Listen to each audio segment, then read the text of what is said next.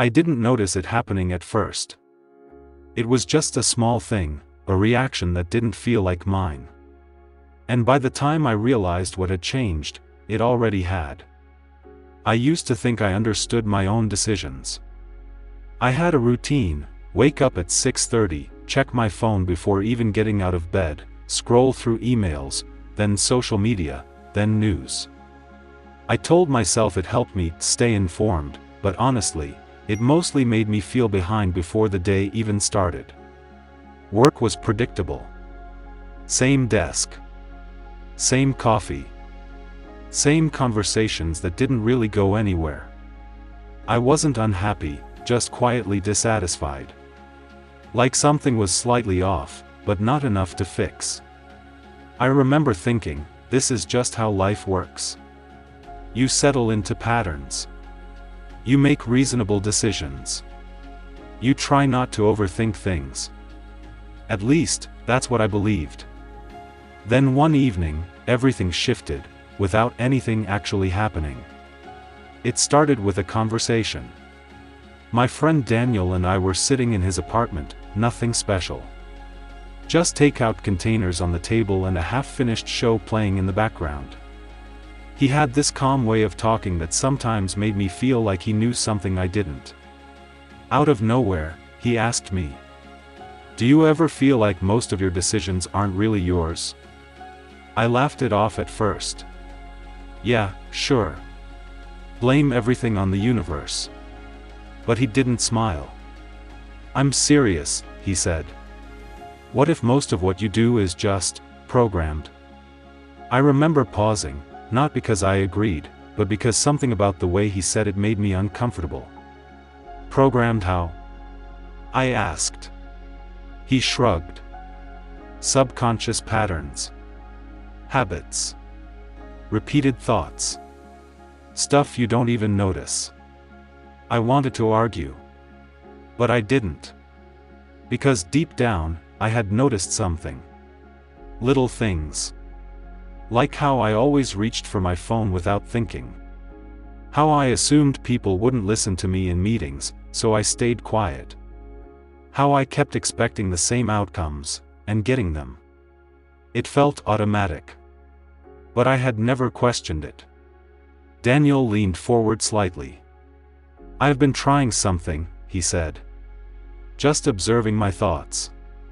Not changing anything yet. Just noticing." "Okay," I said slowly. "And it's weird," he continued. "Because once you start noticing, you realize how much is on autopilot." That word stuck with me. Autopilot. I didn't say much after that. The conversation drifted, and eventually I went home. But something felt unsettled. That night, I noticed it. I was lying in bed, phone in hand, scrolling like always. But for a brief moment, I caught myself mid-motion. It felt strange. Like I was watching myself instead of being myself. I remember thinking, why am I doing this right now? There was no real answer. So I put the phone down. And that's when the discomfort started. Not dramatic. Not overwhelming. Just unfamiliar. The next morning, I tried something small. Instead of grabbing my phone immediately, I just sat there. It felt wrong. Almost like I was breaking a rule I didn't know existed. My mind kept pushing me, check your messages. You might miss something. But I didn't. I just sat there. And I noticed something I hadn't expected. The urge itself. It wasn't logical. It wasn't necessary. It was just there. Automatic. That's when Daniel's words came back to me. Programmed. Over the next few days, I started paying attention. Not changing anything, just observing. At work, I noticed how quickly I dismissed my own ideas before even speaking.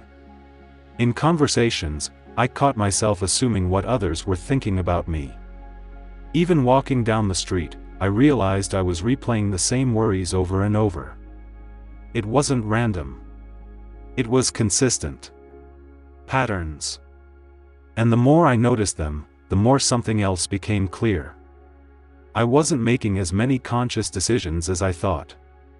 I was reacting. Predictably. Almost like my mind had already decided before I even got involved. That realization stayed with me. Not as a big dramatic moment, but as a quiet shift. Then came the turning point. It happened during a meeting. Normally, I would sit there, listen, maybe nod, and leave without saying much. That was my pattern. But this time, something interrupted it. Not confidence. Not courage. Just awareness. I noticed the thought forming. Don't say anything. It's probably not worth it. And for the first time, I questioned it. Is that actually true? There was no clear answer. Just silence. So I did something different. I spoke. Nothing groundbreaking. Just a simple idea. But the reaction caught me off guard. People listened. Someone built on it. Another person agreed. And just like that, the outcome changed. Not dramatically, but noticeably. I remember sitting there afterward, slightly confused. Because nothing about the situation had changed. Only my response had. That's when it really hit me. If one small interruption in a pattern could change the outcome, how many outcomes had I been repeating without realizing it? That question stayed with me longer than anything else. Over the next few weeks, I kept experimenting. Not forcing changes. Just noticing patterns, and occasionally interrupting them. When I caught myself assuming the worst, I paused. When I felt the urge to react automatically, I waited a second longer. When a thought felt familiar, I asked where it came from. Some days, nothing felt different. Other days, everything did. What surprised me most wasn't the external changes. It was internal. The space. Before, everything felt immediate: thought, reaction, action. Now there was a gap. Small, but noticeable. And in that gap, there was choice. I hadn't felt that before. Not clearly. It made me realize something uncomfortable. A lot of what I called my personality was just repetition. Learned responses. Reinforced thoughts. Quiet assumptions. Not wrong. Not bad. Just unexamined. And once I started seeing that, I couldn't unsee it. The real shift didn't happen overnight. But it felt like it did. Because the awareness came suddenly. And once it was there, everything else followed. I started noticing it in other people too. Not in a judgmental way, more like recognition. The same patterns. The same automatic reactions. It made me more patient. More understanding. Because I realized, most of us aren't fully aware of why we do what we do. We just keep repeating what feels familiar. That changed how I saw everything. Arguments. Decisions. Even regrets. They weren't random. They were patterns playing out. And the strange part? The moment you notice them, they lose a bit of their control. Not completely. But enough. Enough to make a different choice. Enough to pause.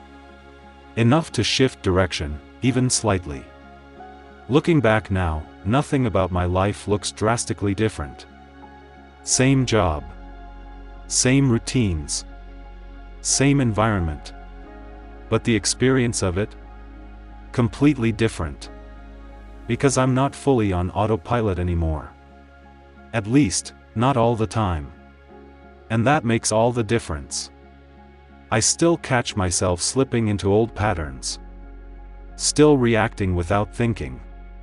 Still assuming things that aren't necessarily true. But now I notice. And that changes everything. Not instantly. But gradually. Quietly. In ways that are hard to explain, but impossible to ignore. If there's one thing I've learned, it's this. The subconscious mind isn't some mysterious force controlling us from the outside. It's built from everything we repeat without questioning. And most of the time, we don't question it. We just live it. Until something small, almost unnoticeable, interrupts the pattern. And in that moment, you realize something you hadn't seen before. That your thoughts aren't always facts. That your reactions aren't always necessary. That your patterns aren't permanent. And once you see that, you can't go back to not seeing it. I still think about that night at Daniel's apartment. Nothing dramatic happened. No big revelation. No life-changing event. Just a simple question. What if most of your decisions aren't really yours? At the time, it felt like a passing thought. Now, it feels like the beginning of everything. Because maybe the biggest shift in life doesn't come from changing everything at once. Maybe it starts with something much smaller. A pause. A question. A moment of awareness. And maybe the real question isn't whether your subconscious is influencing your life. It probably is. The real question is, how much of your life are you living on autopilot, without even realizing it?